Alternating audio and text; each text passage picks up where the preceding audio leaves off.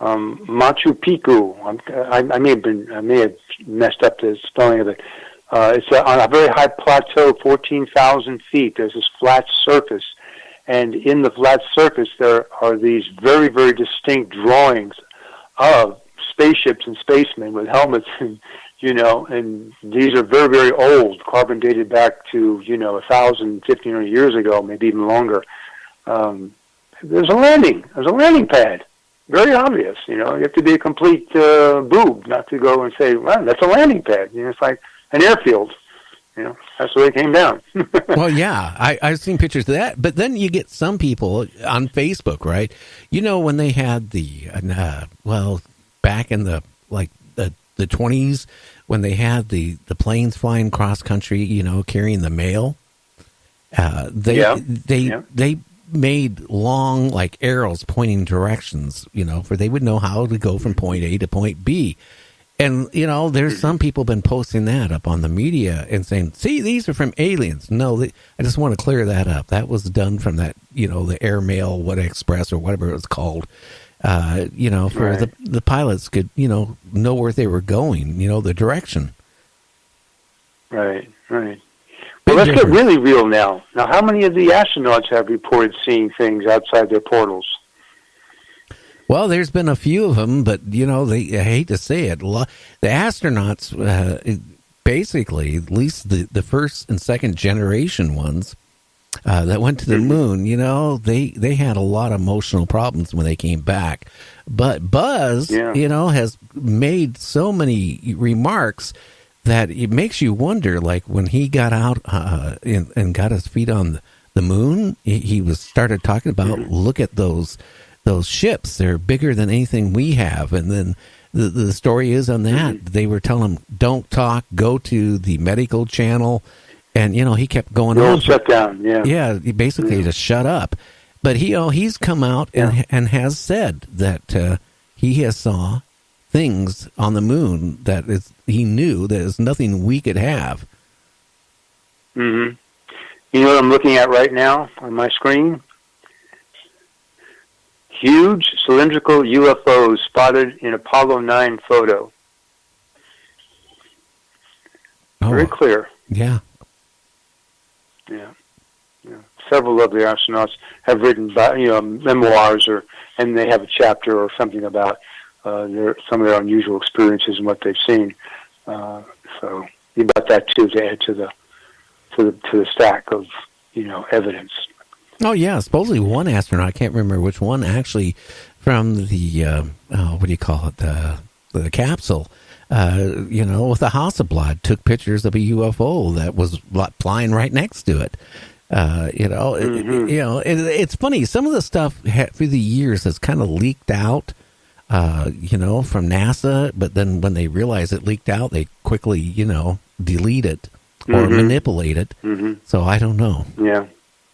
Like pictures of buildings on the back of the moon, like flybys. Yeah. Like that. Whoa. What are buildings doing on the back of the moon? We didn't put them there. Our guys didn't get there. We were on the other side, Well, depending on... warm. Well, Charles, it depends who you're talking to. If you talk to some people, they'll say, no, that was from our secret Space Force. We have, lunar base on the backside of the moon. I don't know. I got a funny feeling that, maybe it was a rest stop. They land on the back of the moon, then they come to Earth, and abduct people and abduct people and take them to the, to experiment on. And some people even get to come back, and some people don't. Yeah. Now, have you seen? Well, we would do this. We would do the same thing if we went to Mars. We would set up a satellite rotating or revolving around Mars, so that we could go down and, do our soil sampling and our testing, and come back and have a place where we could live for 6 months to a year, like we do now. See, we wouldn't have to fly all the way back there each time, which is an 8 to 10 months round trip at best, and sometimes a year and a half at worst. We'd set up a little satellite of some kind there. Oh yeah, and you could imagine if we ever do go to Mars, which right now I honestly think we need to worry about our own planet more than going to Mars. But let's say we go to Mars, we create a base on Mars, and let's say underground at Mars. I'm just pretending here now. There's aliens. And all of a sudden, what would you think we'd do? We would probably try to capture one, to bring it back to experiment on. The same way they probably do with us. But have you seen some of these pictures coming out of Brazil and South America and all that stuff? And in the jungles of basically humans that have been, how the cows have been, mutilated. There has been mutilated. Yeah, there's been some pictures of humans the same way, with their organs removed, certain parts of their body removed. Those are the bad guys. Those are the bad aliens. Yeah, in such, the ones you want to stay away from. Done the same way that the cows were. I mean, were laser technology, or even better, that no surgeon could ever even do, let alone being out in the jungle and removing certain things. It's scary because you start, reading about like the missing, the 411 book of all the people have gone. I take it one step farther, like all these people missing in the forest system for all these years, which is over 14,000 people. How about the people that decide, hey, honey, I'm going to the store, and they never hear from the guy again? Yeah. What about them? And it's a lot of people go missing all the time. But you know what? A lot of times they're not even reported as missing. They're just reported as, well, whatever. They don't even bother looking for them. Maybe there's no way to look for them because maybe they're not here anymore. Yeah, maybe not here anymore. That's exactly right. I will say this, back in the early 2000s when I was in photography, I, took a break for 16 years out of broadcasting because I got burned out. And I took a job as general manager of 3 camera professional stores. And we got a hold of, from Czechoslovakia, the first generation infrared binoculars. And, I go, wow, this is kind of cool. So I took a pair home over the weekend. And, I started stargazing. And then I started seeing, like, things in the sky that would be going a direction, come to a stop, and go zigging a different way. And then, go maybe a different way. And I used one of our clients, they run the observatory up in Puyallup, Washington at the time. They would come in, the director, and I said, I took a pair of these home, and I started watching things in the sky that would zigzag, come to a dead stop, and go, a complete different direction. And impossible change of directions. Yeah, and he didn't believe me. I said, okay, well, here, take these home, over the weekend, and come back and tell me Monday what you think.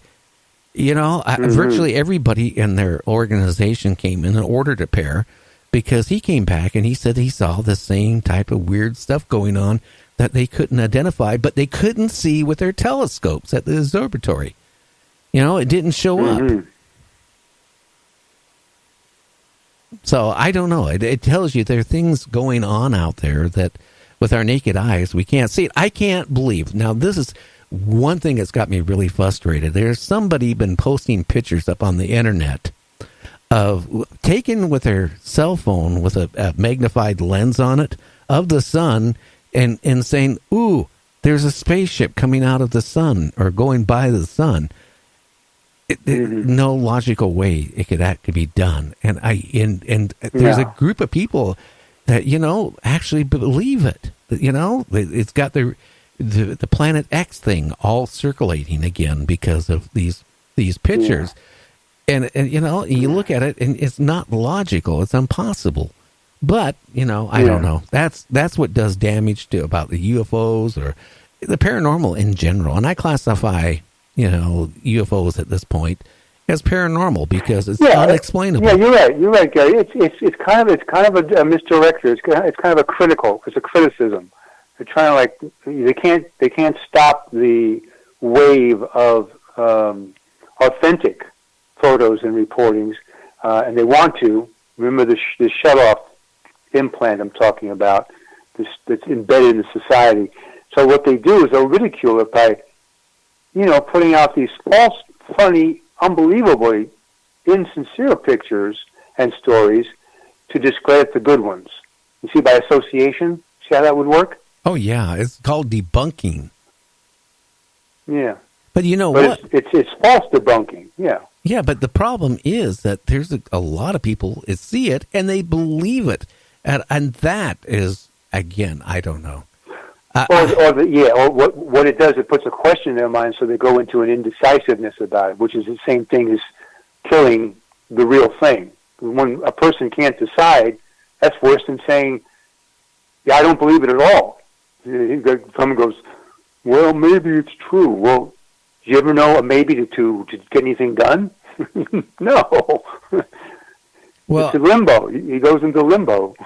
Well, I don't know. I don't know if I saw a UFO, Charles, but in 1974, I was coming back. I worked for a while in North Carolina. Now, I lived in Seattle. So, I was driving back with my wife then. And I use the word my wife then very bluntly. We got into New Mexico, going through the desert. And I don't remember what the speed limit was. I think it was like 100 miles an hour. It was some really bizarre where you could go really fast. And, I had a GTO at the time, and I was going really fast. And all of a sudden, I've talked about this on my show, all of a sudden, the road lit up all around me, brighter than daylight. Did it really? That would be a good sign. And, no, the first thing in my mind is I thought, okay, it must be a helicopter. I must be, going to get pulled over or something's going on, because maybe I was maybe I was going faster than even what the speed limit was supposed to be. So I come to a stop. Now the whole car is lit up bright. Okay. I get out of the car and I couldn't hear a sound in the desert. I didn't hear. Now I was in the military. I know what egg beaters sound like, helicopters sound like. I've been on enough in my life. Yeah. Okay, there was no sound of a helicopter noise, nothing. Totally quiet. It was really bright. And maybe within 10 seconds, that light went poof, and it was gone. Oh. And, that sounds like one. Yeah. And I had Peter Davenport on my show the very first time, and he was talking about, his experience on his first UFO encounter. And he said, that's kind of like what I had. And then he said, I've had so many reports through the years from very reliable people, the same thing that I kind of went through. I don't know if that was a UFO. I don't know what it was. Maybe we had some technology back in 74 that could do that. I don't know. But, I was afterwards. Let me give you my educated opinion about this. It's my opinion, but it's an educated opinion. If these visitors, quote unquote visitors, are from distant planets, just the fact that they have the technology to get here would indicate that they have the ability to speak telepathically. They probably don't even use, and a lot of these sightings of aliens, they don't even move their mouths. So they're talking telepathically. If they can talk and receive telepathic thoughts, they can tell the person that they possibly are targeting to take up in one of their, spaceships or vehicles.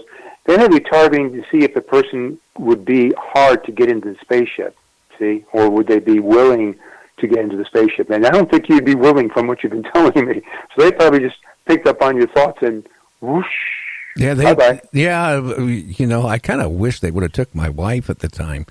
Yeah, boy, I wasn't that lucky. Or, if it was a UFO and they were checking out our thoughts, they go, oh my God, no, we can't take him. He has enough problems right there. Oh yeah, bad specimen. Yeah, well, that is the only. If I classify that as an experience, I don't know what it was. But if it was a UFO, I guess it would be a UFO because it's an unidentified something. And it certainly wasn't a helicopter because, like I said, it didn't make any noise. And it was overhead. It was up in the air, wasn't it? So it was flying. The light, was above me. I don't even know how far up it was. But again, I know from a helicopter, the lights on it, the pattern would be for lighting up. This was more intense of anything I've ever imagined. I mean, even inside the car, it actually hurt my eyes, and it lit up the whole inside of the car. That